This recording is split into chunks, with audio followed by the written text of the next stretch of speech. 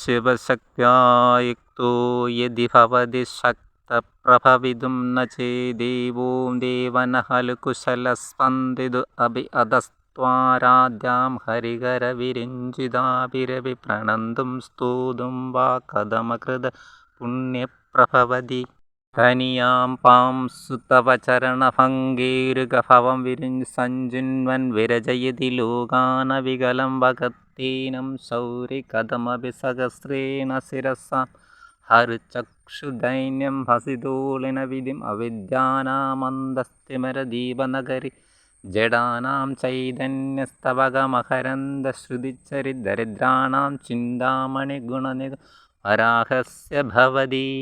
Hi സുഹൃത്തുക്കളെ, ഞാൻ നിൽക്കുന്നതിപ്പോൾ ദക്ഷിണ മൂകാംബിക എന്ന് അറിയപ്പെടുന്ന നെയ്യാറ്റിൻകര താലൂക്കിലെ കീഴാറൂർ ശ്രീ രാജരാജേശ്വരി ക്ഷേത്രത്തിൻ്റെ മുൻപിലാണ്. ഈ ക്ഷേത്രം പണിതിരിക്കുന്നത് ബ്രഹ്മശ്രീ നിത്യാനന്ദ സ്വാമികളാണ്.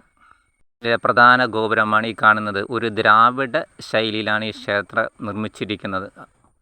മുന്നിൽ കാണുന്നതാണ് ശ്രീകോവിൽ. ഞാനിവിടെ ഉച്ചരിച്ചത് സൗന്ദര്യലഹരിയാണ്. ഈ ക്ഷേത്രത്തിന് ഒരു പ്രത്യേകതയുണ്ട്. അതെന്താണെന്ന് വെച്ചാൽ, ശ്രീകോവിലിരിക്കുന്നത് പാർവതി ദേവിയാണ്. ഇതിൻ്റെ പാർവതി ദേവിയുടെ ഇടത് ഭാഗത്തായിട്ട് ഒരു മുസ്ലിം മത പണ്ഡിതൻ്റെ ആരാധനാ കേന്ദ്രവുമുണ്ട്. ഗുരു ബാബ എന്ന പേരിലാണ് അത് അറിയപ്പെടുന്നത്. പിന്നെ ഗണപതിയും സുബ്രഹ്മണ്യനും നവഗ്രഹ പ്രതിഷ്ഠകളും നാഗദേവതകളും ഈ ക്ഷേത്രത്തിനകത്തുണ്ട്. മുന്നിൽ കാണുന്നത് ശ്രീകോവിലിനകത്തെ ദീപങ്ങളാണ്. ഇന്ന് ചന്ദന മുഴുക്കാപ്പ് നടത്തി വച്ചിരിക്കുന്ന ദേവിയെ.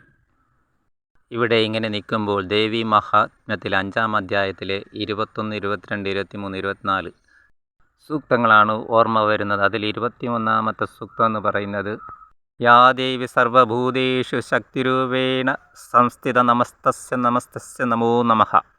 ഞാൻ മൂകാംബിക ക്ഷേത്രം കണ്ടിട്ടില്ല. എൻ്റെ വീഡിയോ ഇഷ്ടമായെങ്കിൽ ലൈക്ക് ചെയ്യുക, സബ്സ്ക്രൈബ് ചെയ്യുക.